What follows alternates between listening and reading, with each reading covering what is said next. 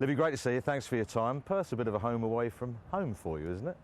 Yeah, it is. It's nice, actually. I've spent a lot of time here over the last couple of years.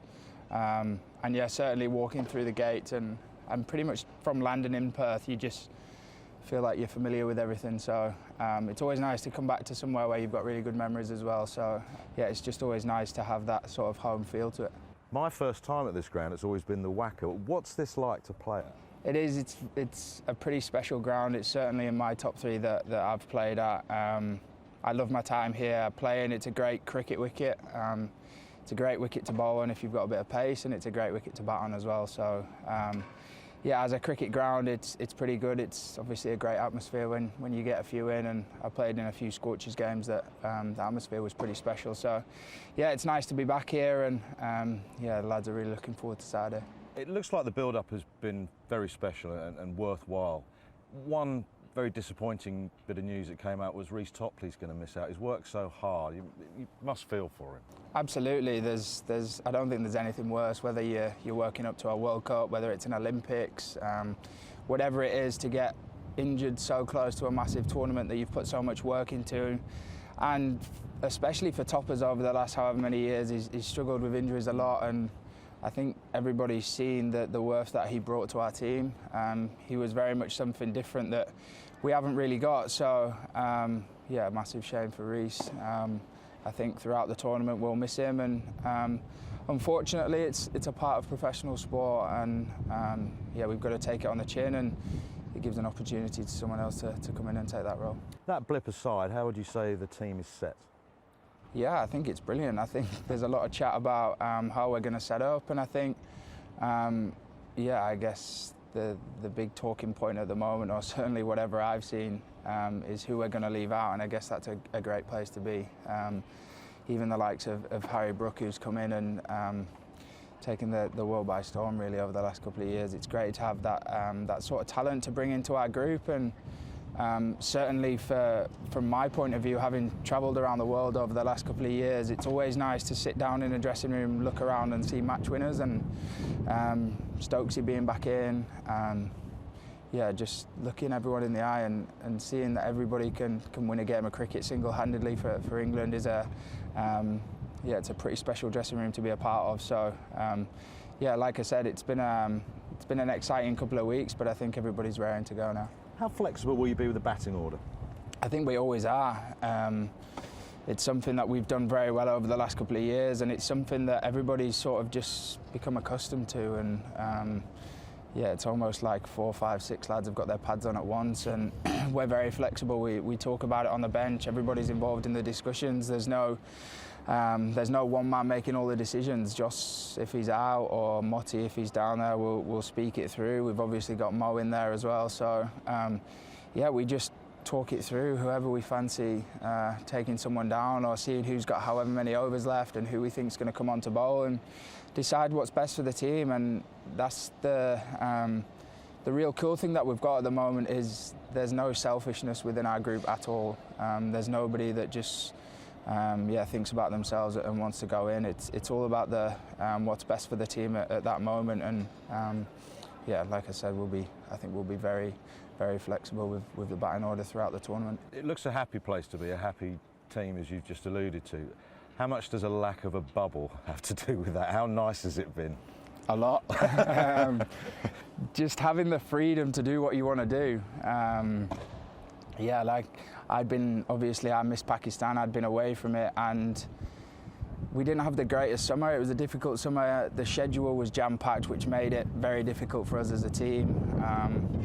And having been away from it for the Pakistan trip, to then come back into it, it was chalk and cheese from what I left in the summer to what I came back into Australia. So straight away, it gave me a massive boost of this is what you want to be a part of. And yeah, it's obviously nice to have a bit of freedom. Lads are allowed to get out and play some golf. We're allowed to go out to restaurants and stuff, and yeah, no matter what anybody says, it makes a massive difference. You mentioned a difficult summer, but obviously the white ball results have really improved, starting with that series in Pakistan. Do you now feel that Jos and Matthew might have really got that working relationship together? Because it does take time when there's a change.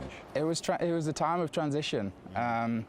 and anything takes time, and the amount of times that you sort of think about, oh, this is what it was like when Morgs was here.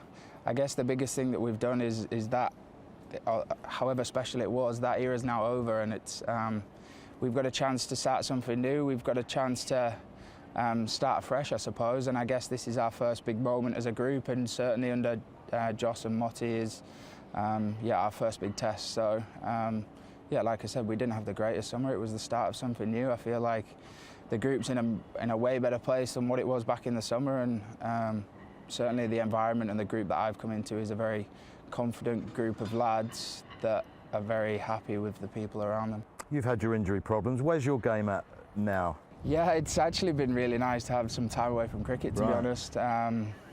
It sounds so stupid, but the first sort of 2 weeks, I obviously did the injury and was worried.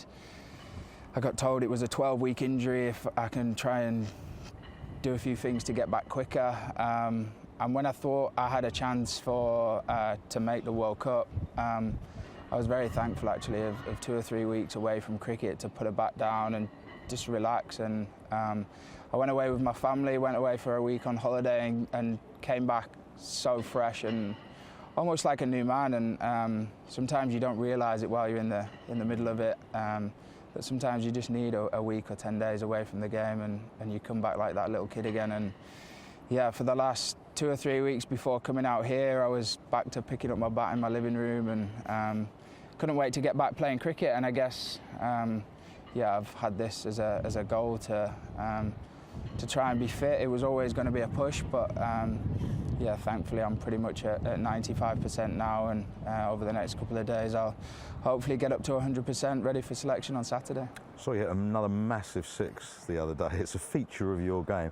Do you work on that every time you're at practice? Because I know you've been doing work over the years with Marcus Trescothick with it. Is it still evolving?